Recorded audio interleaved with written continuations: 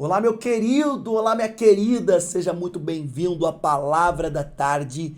É um imenso prazer tê-los aqui comigo para juntos estudarmos, aprendermos, sermos admoestados pela palavra do Senhor. Nossa, pastor, o que é admoestado? Admoestado é uma correção que Deus nos faz elevar em fé, em esperança, em caráter, ou seja, Deus sempre trabalhando ao nosso favor. Para que você está sofrendo? É o título de hoje. Eu, pastor Benjamin, quero compartilhar este conhecimento com você. Então venha comigo para esta viagem interbíblica.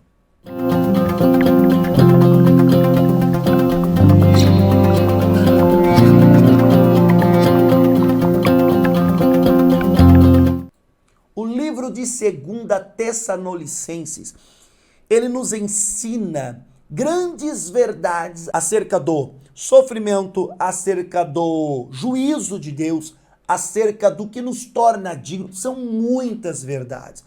Eu queria realmente pegar esse texto e fazer, sabe, destrinchar ele assim, trazer, mas o vídeo vai ficar muito longo. Então eu falei, opa, eu vou fazer aqui, eu vou ler junto com eles, eu vou ler junto com o povo e eu vou explicando pela misericórdia do Senhor conforme a capacidade que ele me deu. Juntos vamos entender para que estamos sofrendo, para que você sofre.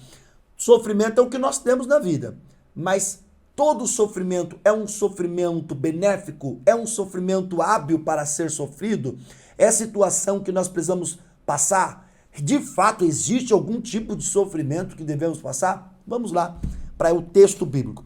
Aqui, 2 Tessalonicenses, capítulo 1, versículo 1, diz assim: Paulo, Silvano e Timóteo, a igreja dos Tessalonicenses, em Deus, nosso Pai e nosso Senhor Jesus Cristo. Que a graça e a paz de Deus, nosso Pai, e do Senhor Jesus Cristo esteja com vocês. Versículo 3. Irmãos, devemos sempre dar graças a Deus por vocês, como convém, pois a fé que vocês têm cresce cada vez mais e o amor que todos vocês têm um pelos outros vai aumentando. Olha só, eu preciso lembrar você que esta igreja aqui não era uma igreja perfeita. Esta igreja que se encontrava em Tessalônica, na cidade de Tessalônica, não era uma igreja perfeita, mas era uma igreja que se empenhava na busca ao Senhor. E aqui o apóstolo Paulo ele está dizendo para eles no versículo 3, devemos sempre dar graças a Deus pela fé que em vocês cada dia mais cresce e pelo amor que vocês têm um pelos outros vai aumentando. Então, eu quero deixar bem claro, tudo que nós vamos ler é com este pano de fundo. Qual o pano de fundo, pastor? O plano de fundo? De que nós estamos tratando de uma igreja que ela cresce em fé e que ela aumenta em amor uns para com os outros. Ou seja, ela cumpre um dos dois maiores mandamentos, que é amar a Deus acima de todas as coisas e amar ao próximo como a si mesmo. Ou seja, ela está no caminho do céu, ela está agradando a Deus. Ela deve ter problemas, essa igreja tinha problemas, tinha dificuldades, mas ela estava cada dia mais crescendo, se empenhando.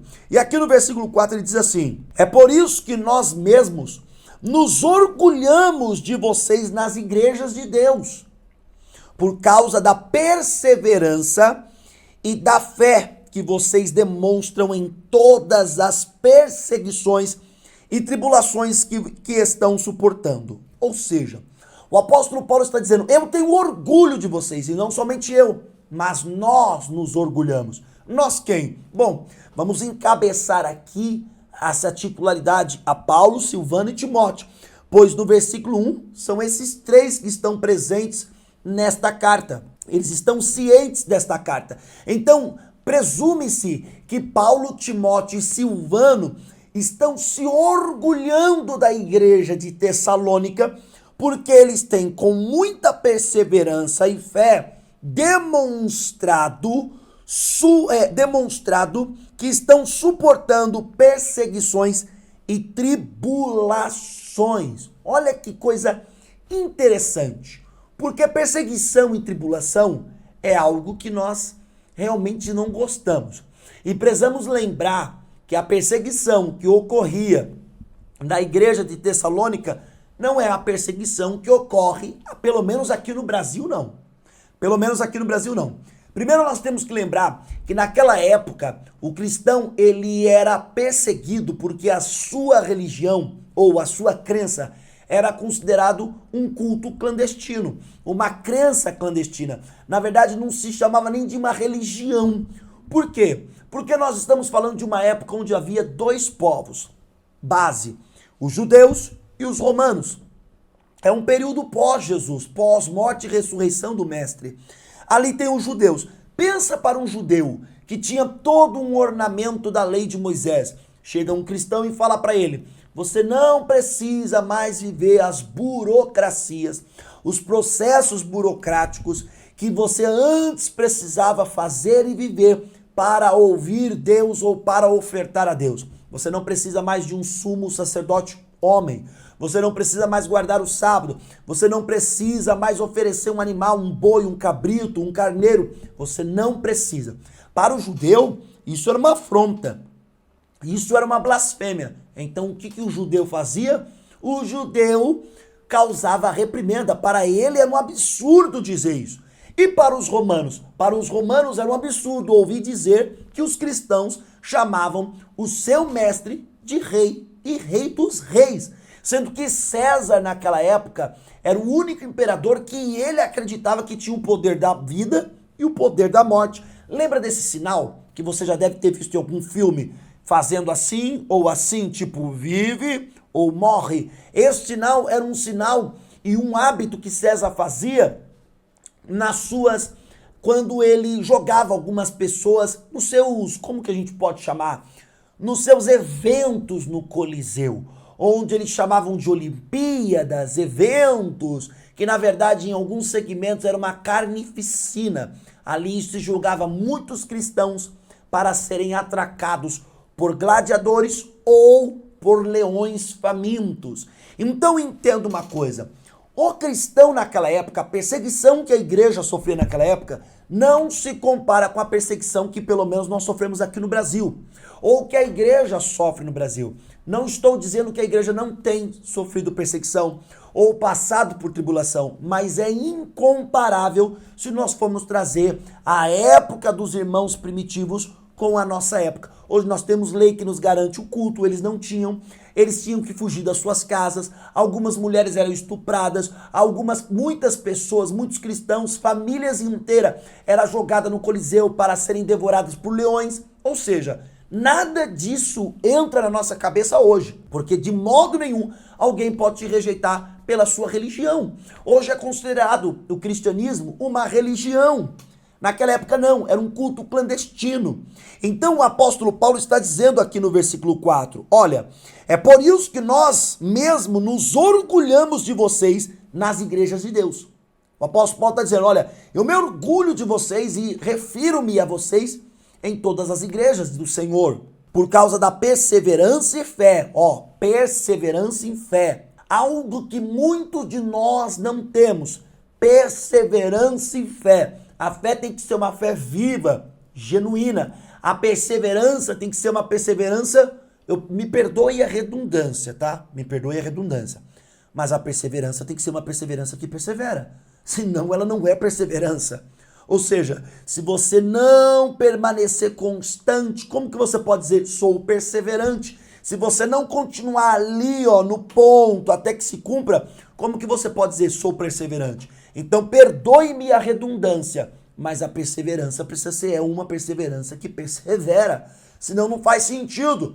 E aqui, esta igreja está tendo tudo isso. Ela está tendo fé e ela está perseverando. Em meio ao quê? Em meio a um momento de oração apenas?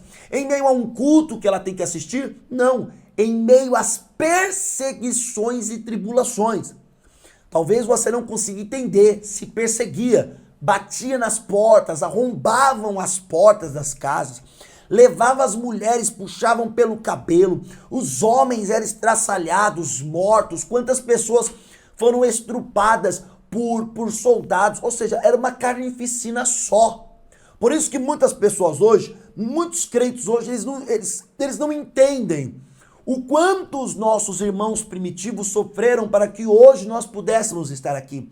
O quanto estes foram um símbolo de orgulho. Talvez você esteja aí e você está chorando por causa de um boleto.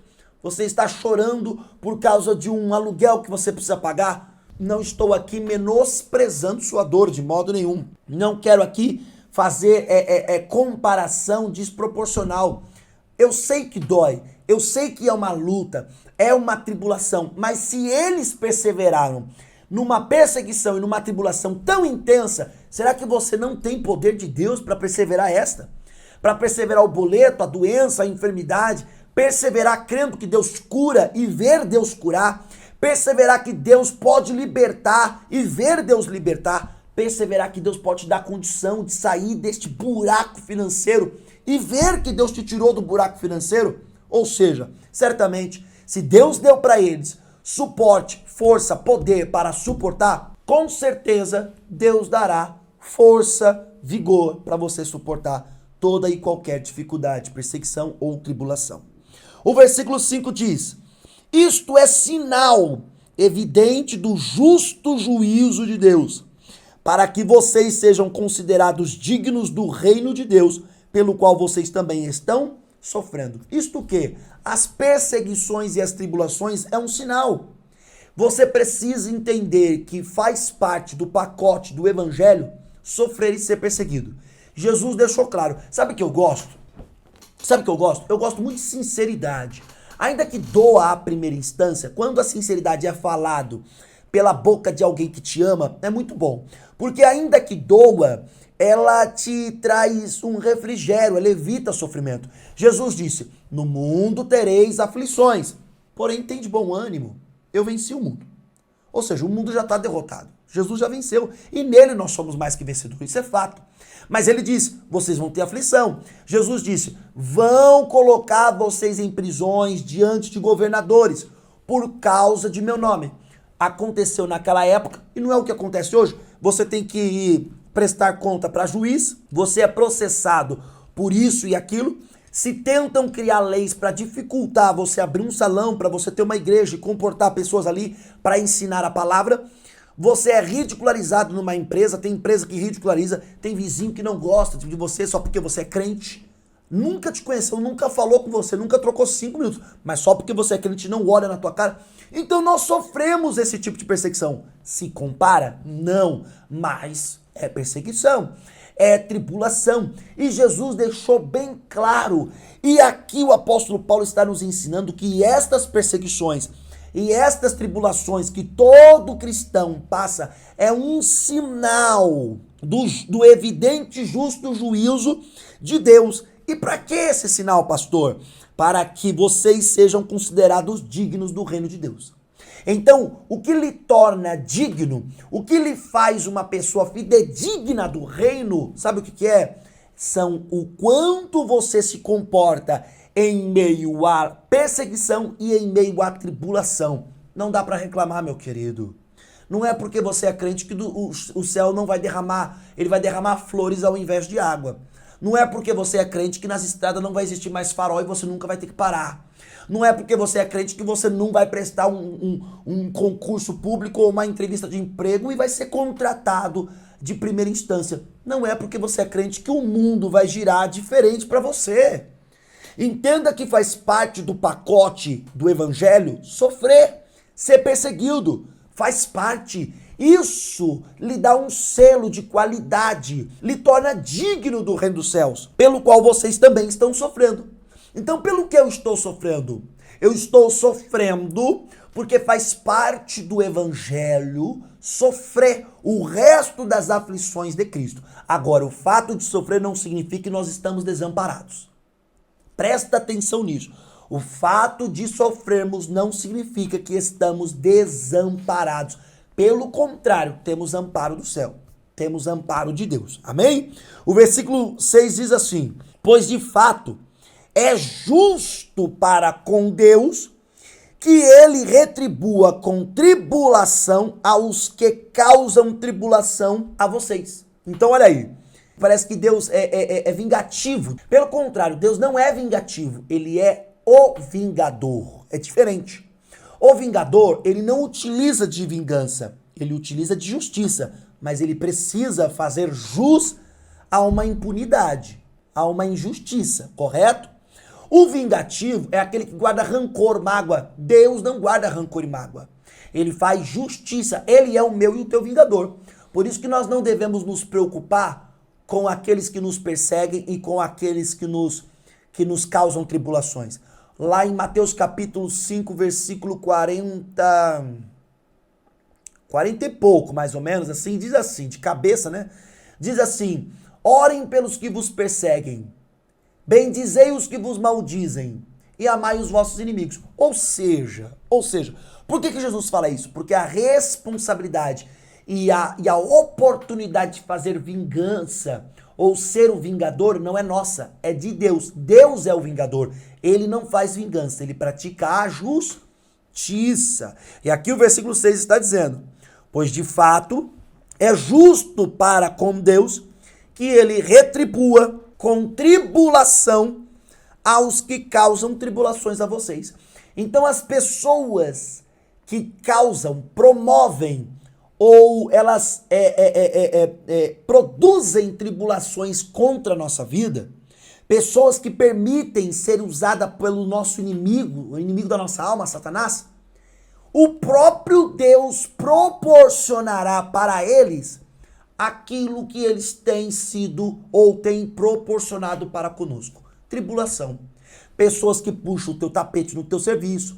Por isso que eu digo para você, você não precisa se preocupar em praticar justiça contra essas pessoas. Só ora. Por quê? Porque é Deus quem é o teu vingador. Ele é o justo vingador. Entendeu? Deus é o nosso vingador. Cristo é aquele promotor que toma a nossa dor e roga ao juiz, faz justiça por essa impunidade. Ele é o nosso advogado fiel. Tá entendendo? O versículo 7 diz: e que dê a vocês que estão sendo atribulados alívio juntamente conosco, quando do céu se manifestar o Senhor Jesus com os anjos do seu poder. Presta bastante atenção aqui. Presta bastante atenção nesse ponto. O que eu compreendo desse versículo? Vou ler de novo. Ele, aquele que vai, Deus, né? No versículo 6, que vai causar tribulação para quem causa tribulação para nós. O 7 diz assim: e que dê, D de dar, tá? Tem acento no D. E que dê a vocês que estão sendo atribulados alívio, ou seja, e que Deus vai dar para nós alívio, juntamente com, o apóstolo Paulo está falando, juntamente conosco, ou seja, com ele. Ele diz: olha, Deus vai dar para vocês, ó Tessalonicenses, alívio como ele tem dado para nós. Quando? Quando vai ser esse alívio? Ele diz: quando do céu se manifestar o Senhor Jesus com os anjos do seu poder. Olha só. Quando que o verdadeiro cristão terá alívio de perseguição e de tribulação? Quando Jesus se manifestar na glória. Então para de reclamar. Tome postura e entenda uma coisa: eu vou passar por tribulação. Não significa que eu estou desamparado, não significa que eu não serei possuidor de vitórias, eu serei possuidor de vitórias, mas não dá para ficar reclamando quando vier uma perseguição, não dá para ficar reclamando quando vier uma tribulação, porque só vou ter alívio absoluto quando se manifestar o meu Cristo entre as nuvens. E ele ainda continua, o apóstolo Paulo falando para a igreja de Tessalônica: e em chama de fogo, tomando vingança contra os que não conhecem a Deus e contra os que não obedecem ao evangelho do nosso Senhor Jesus Cristo. Eita! Olha um ponto aqui que poucos pregadores pregam. Na internet, tá? Poucos pregadores pregam. Por quê? Porque não dá views, cria polêmica, daqui a pouco dá hater. Então, eles não gostam muito de pregar isso. São poucos os que pregam. Em relação à quantidade de pregadores que tem, são poucos os que pregam na internet. No Brasil eu sei que tem muitos homens honestos, homens de Deus pregando isso aqui. O quê? O quê, pastor? O que eu acabei de ler. Em chama de fogo, tomando vingança contra os que não conhecem a Deus. Deus é vingador dos que não o conhecem. E contra os que não obedecem ao evangelho de nosso Senhor Jesus Cristo. Isso está em 1 Tessalonicenses, capítulo 1, versículo 8. É Bíblia. Não é como que eles chamam, não é legalismo de pastor protestante não, querido. Não é legalismo de pastor protestante não, é Bíblia. Aí vai fazer o quê? Vai rasgar a Bíblia? Vai proibir a Bíblia no Brasil? Não. Olha o que diz, que ele vai trazer chama de fogo contra quem não conhece a Deus. Deus vai trazer contra quem não conhece ele, teve a oportunidade de conhecer e não conheceu, e contra aqueles que tiveram a oportunidade de obedecer o evangelho e não obedeceram. Você, cristão, tá no olho do fogo aí, tá no olho da mira, viu? Tá na mira de Deus. Como assim, pastor? Ah, mas eu sou cristão. Não. Se você conhece o evangelho e não está obedecendo, você tá no olho deste versículo aqui, ó, na mira deste versículo. Olha o versículo 9. Estes sofrerão penalidade de eterna destruição, banidos da face do Senhor e da glória do seu poder. Ou seja, pastor, aqui é o inferno que está falando. Essa expressão eterna destruição, penalidade, serão penalizados com eterna destruição. Olha, eu digo para você, é o fogo do inferno. É o inferno. E vão ser destituídos da face de Deus. Presta atenção. A face de Deus não quer dizer que vão ser destituídos da presença. Como assim, pastor? Deus é onisciente e está em todo lugar. É onipresente e está em todo lugar. Deus estará lá no inferno. Não como um pai amoroso. Não como um pai bondoso. Mas como um juiz. Com seus olhos ardendo em chamas. Querendo vingar toda a injustiça, todo o pecado praticado no mundo.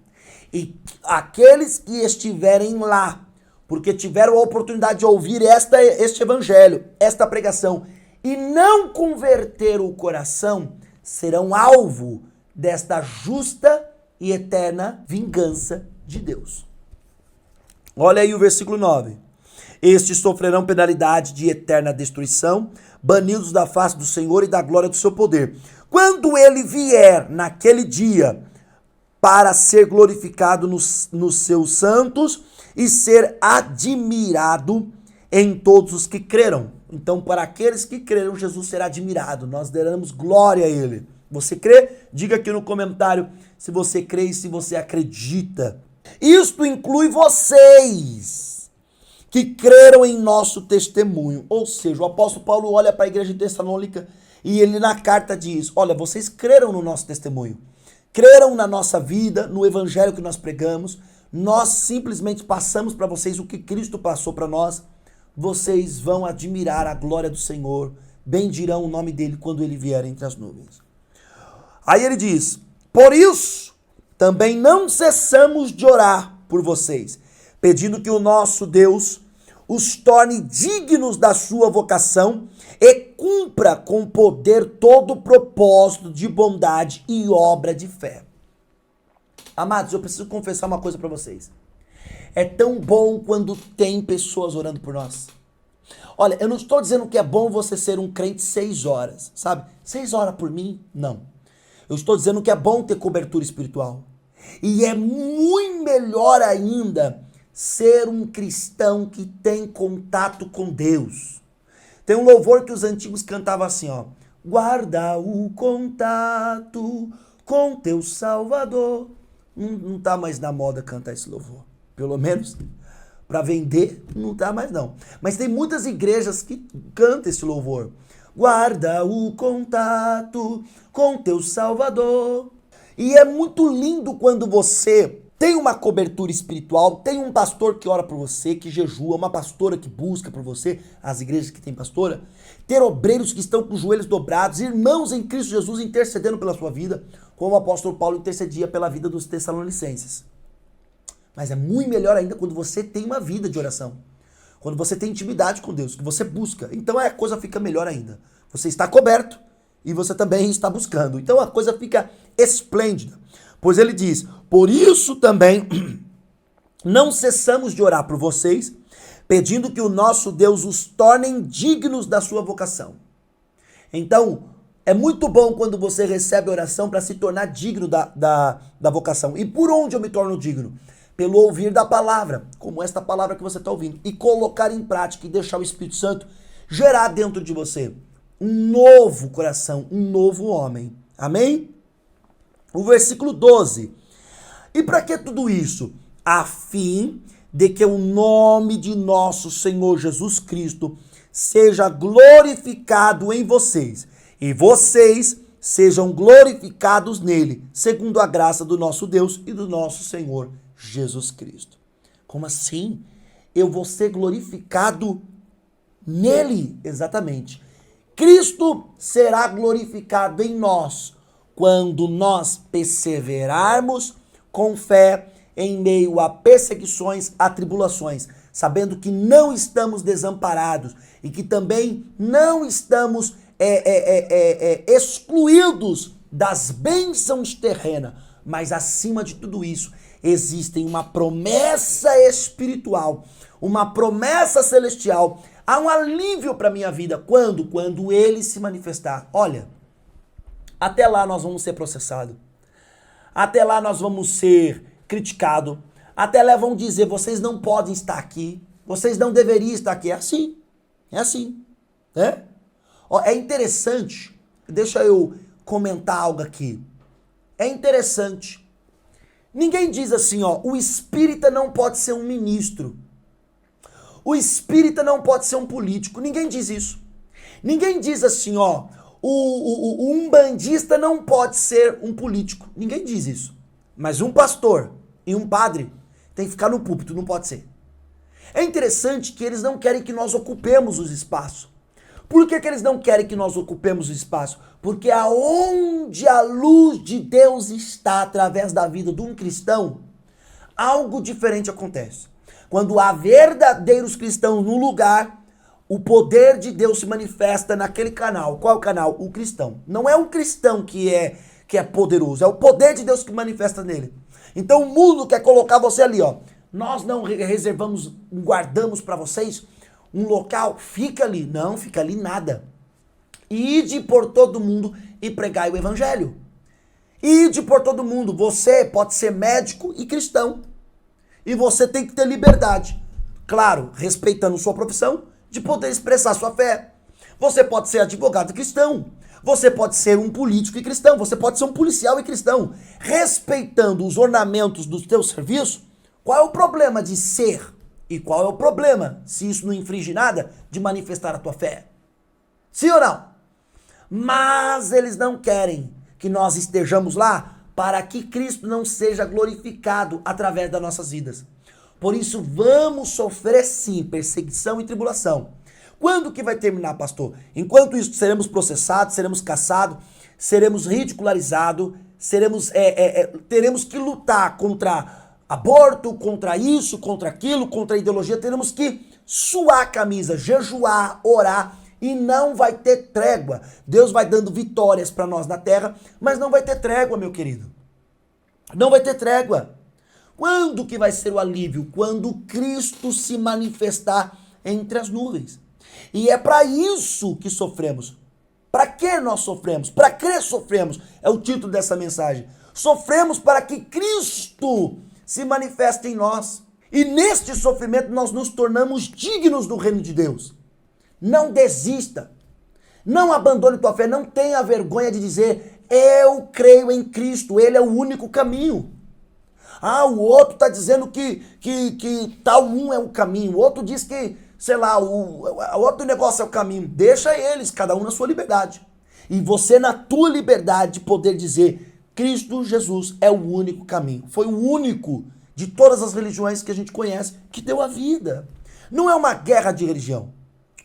Não é uma guerra, não é pra você ficar batendo boca, discutindo. Respeita a todos, mas não cale-se. Manifesta a tua fé com muita humildade, cheio do poder do Espírito de Deus, Porque todo o nosso sofrimento tem uma recompensa. Quando ele manifestar entre as nuvens, então seremos aliviados. Enquanto isso, vamos passar por perseguição e por tribulação, mas Deus está conosco. Ele é o nosso vingador. Não abandone tua fé, meu querido. Não abandone tua fé, minha querida. Deus tem vitória para a tua vida, em nome de Jesus. Amém? Muito obrigado. Deus abençoe a vida de cada um de vocês por poder estar participando aqui comigo. Lembrando, esta palavra não pode ficar só para você. Compartilhe ela com mais pessoas. Envie esta live, envia o link. É só aqui um botãozinho, tá escrito compartilhar, clique e manda lá pra turma. Ah, pastor, mas se eu mandar vai ter gente que não vai gostar. Tem problema não. Estamos aqui para isso. Pra gente que gosta, pessoas que não gostam. Ué, quem tá na chuva é pra se molhar, sim ou não? Tem gente que gosta, tem gente que não gosta. Tem gente que dá like, tem gente que dá dislike. Tem gente que gosta do jeito do pastor, tem gente que não gosta. Tem gente que acha que o pastor é muito direto. Tem gente que acha que o pastor poderia ser mais direto. É assim a vida. Mas se você ajudar esse canal a crescer, nós vamos descobrir os que não gostam, mas também vamos alcançar os que vão gostar. E não é uma questão de gostar, é uma questão de ser tocado por Deus e transformado pela mão poderosa do Cristo Jesus. O Espírito Santo tem o poder de convencer o mais sujo pecador dos seus pecados. Ele só precisa que você jogue a semente no coração. Então compartilhe esta live, tá bom? Hoje, quarta-feira, 10 da noite eu encontro vocês novamente na oração. Ali eu quero orar pela tua vida e juntos, orando ao Senhor para que nos dê força para suportar toda a perseguição e tribulação. Um beijo e um abraço especial de quem te quer muito bem e até às 10 da noite. Fique na paz, fique com Deus.